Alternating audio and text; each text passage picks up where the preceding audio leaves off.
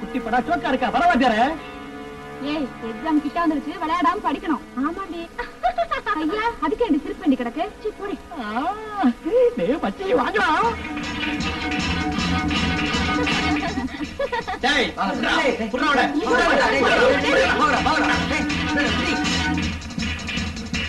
அந்த பக்கத்துல ஒரு பொண்ணை தொத்திட்டு ஓடுறாங்க. பாவமே நாடு குட்டிச்சுவா போச்சுப்பா.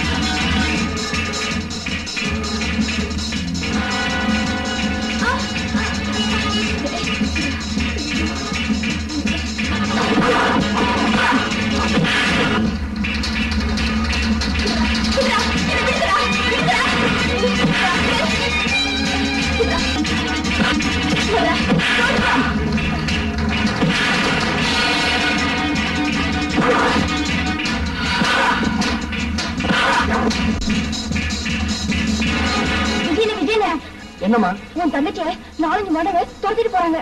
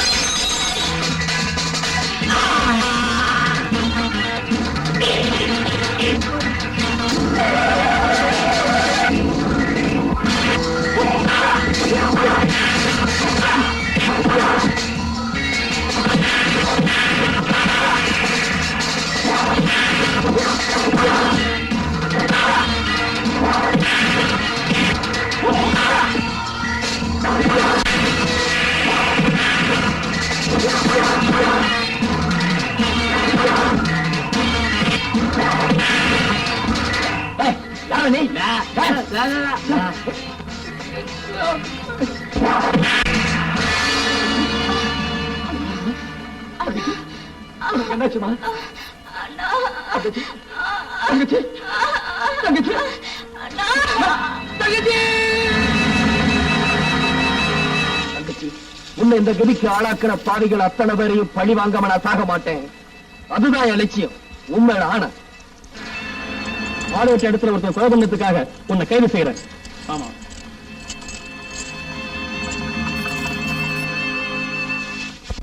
ஏன்ப்பா இங்க வந்ததுல கவலைப்பட்டுட்டே இருக்க? நான் ஜெயிலுக்கு வந்ததுக்காக கவலைப்படல. என் தங்கச்சி சாவுக்கு காரணமா இருந்த அத்தனை பேரையும் கொல்லாம வந்துட்டனே, அதுக்காக கவலைப்பட்டுக்கிட்டு இருக்கேன். நீ தங்கச்சி தங்கச்சின்னு சொல்ற போதெல்லாம் என் தங்கச்சி ஞாபகம் தான் எனக்கு வருது. நான் படிச்சவன், ஆனா வேலை கிடைக்கல. என் தங்கச்சியோட கல்யாண செலவுக்கு கொஞ்சம் பணம் தேவைப்பட்டது. அதுக்காக பந்தயம் வச்சு பல பேரை ஏமாத்தி பணம் சம்பாதிச்சேன். அதுல ஒரு நாள் ஒரு நாடகக்காரிகிட்ட மாட்டிக்கிட்டேன். அதை என் தங்கச்சியும் பார்த்துட்டா. லட்சுமி, இன்னைக்கு உன்னோட பிறந்த நாள். இந்த அண்ணனோட அன்பு பரிசு இந்த வாங்கிக்கிறேன். லட்சுமி, இதெல்லாம் வாங்க உங்ககிட்ட காசு எது? நான் தெரியல, ஏமாத்தி பணம் படிச்சேன். அன்னைக்கு உன்னை பெண் பார்க்க வந்தானே ஒரு மாப்பிள்ள 10,000 கொண்டான்னு கேட்டானே, நான் எங்க போவேன்? வேலை தேடி அலைஞ்சேன். என் செருப்பு தேடி தான் மிச்சம். கடைசியா ஒரு திட்டம் போட்டேன். யாரையும் ஏமாத்தாம என் சாமர்த்தியத்தை அஸ்திவாரம் வச்சு பணம் தந்தேன். உனக்கு தெரியுமா, இதுவரைக்கும் நான் 8,000 ரூபாய் சம்பாதிச்சிட்டேன். 8,000? ஆமா, இன்னும் 2,000 ரூபாய் தான் பாக்கி. அதுவும் கிடைச்சிட்டா உன் கல்யாணத்தை நான் நடத்திட்டா இப்படி யாரையும் ஏமாத்தவும் மாட்டேன், இப்படி பணம் சம்பாதிக்கவும் மாட்டேன். கடைசியா எனக்கு 2,000 ரூபாய் தான் பணம் தேவைப்பட்டது. ஒரு சீமாட்டியோட படுக்கைக்குள் நுழைஞ்சா எனக்கு அந்த பணத்தை தரதான் என் நண்பர்கள் பந்தயம் கட்டாங்க. நானும் கடைசி நாள் தானு ஒத்துக்கிட்டேன். அந்த சீமாட்டோட கார் முன்னாடி போய் விழுந்த காக்கா படி வந்த மாதிரி நடிச்சேன். அவளும் அதை நம்பிட்டான்.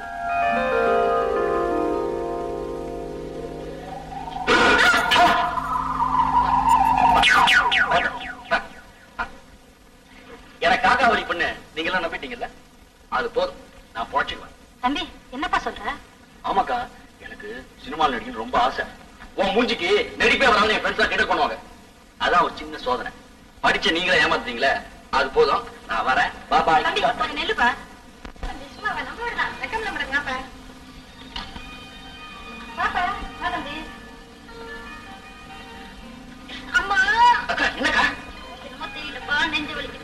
யாருக்கு போன் பண்ணுவா? அடிக்கடி வர நெஞ்சு விடு தடை விட்டா சரியா போகும் தடை இல்லையா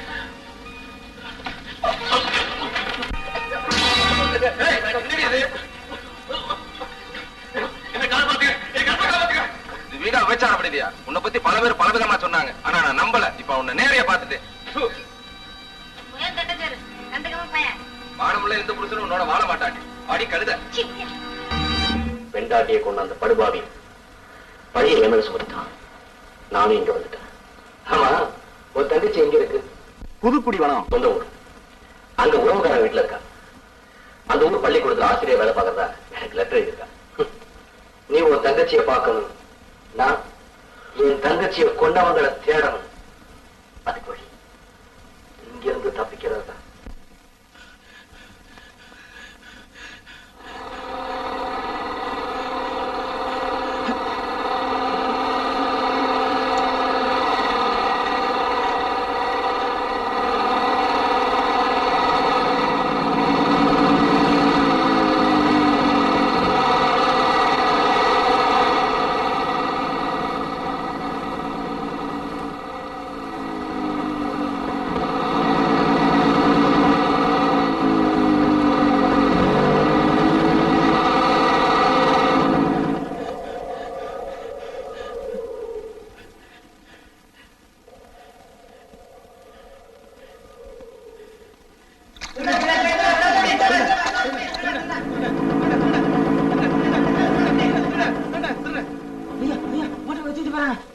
அவன் கொலை செஞ்சவன் ஜெயிலையும் தப்பிச்சு வந்துட்டான். வாங்க எல்லாரும் மச்சந்து பிடிக்கலாம். வாங்க வாங்க.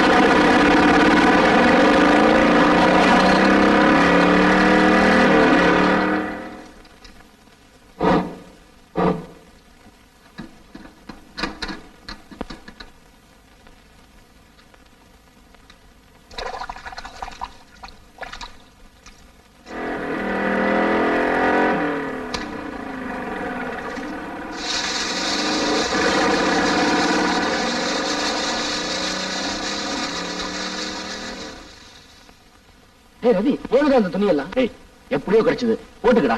புதுக்குடிவனம் போலாம். புதுக்குடிவனம் நல்ல ஊர் இல்லையா தர்மலிங்கம்? எங்க அண்ணன் நாகலிங்கம் தேர்ந்தெடுத்தா நல்லா தானே இருக்கும். நாம ஏற்கனவே கொள்ளடிச்ச பணப்பட்டி சேர்த்து பார்க்க ஜனங்கள்லாம் நம்ம புரிஞ்சுக்கிட்டு உழைச்சு ஊற விட்டே விரட்டிட்டானுங்க. ஆனா பாவம் இந்த புதுக்குடிவனத்து ஜனங்க சுத்த ஏமாளியா இருக்காங்க.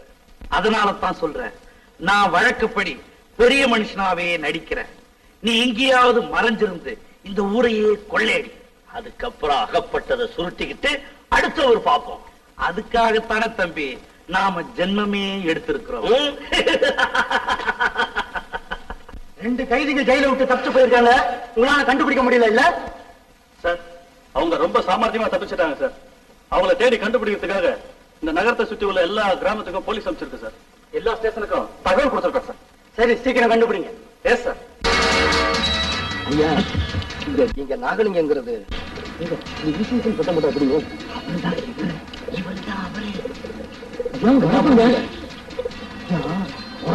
பசிய போக்கிட்டு இருக்காங்க. ஐயா, நாங்க 2 பேரும் வெளியூருங்க. எனக்கு எல்லாமே தெரியும். நாங்க உங்களை தேடி வந்தது இங்க தங்கறதுக்காக வந்திருக்கிறீங்க.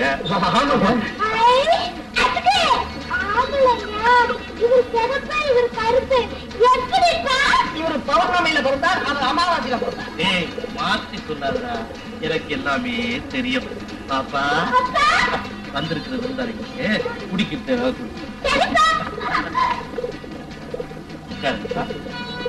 அண்ணா வாடா ராஜா, வேல்முருகா போதுமா?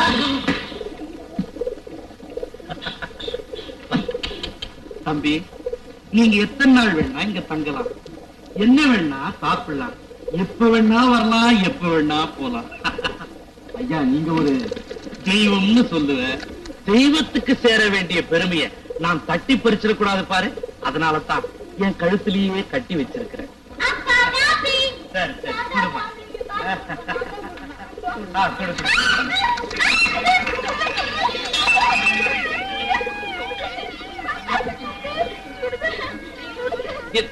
என்னம்மா ஒரே பொண்ணு, செல்ல பொண்ணு, தாயில்லா பொண்ணு, நாகரிகமா வளர்த்துட்டேன். ஐயாவை போலவே இவங்களுக்கும் பரந்த மனசு. ஏய் பாப்பா, மேல போய் துணி மாத்தி போ. ராஜா, பூஜா, ஐயா என்னங்கடா ராப்பிச்சக்கார மாதிரி தம்பிகளை மேல கூட்டு போட்டு. ரவி, இந்த நாகலிங்க ரொம்ப நல்ல மனுஷனா இருக்காருல்ல? இல்ல? ஆமா. ஏய், என்ன ஒரே சத்தம்?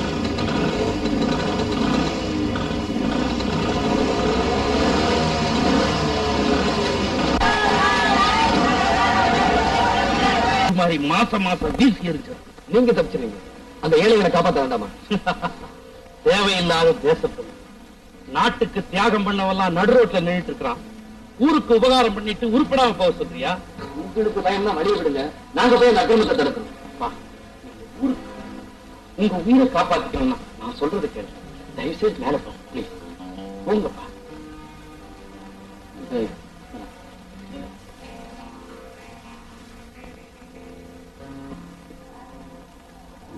பொண்டாட்டி என்ன பாடுபடுத்தான் பாருடா. அதான் அவளேதான் உண்மைனா என் தந்தையோட சாவுக்கு காரணமா இருந்தவங்கள ஒருத்தன். அவனை பிடிச்ச அந்த குடத்தை பிடிச்சிடலாம். அப்ப வா போலாம். அந்த அளவு விட மாட்டாரே. இப்ப என்ன பண்றது?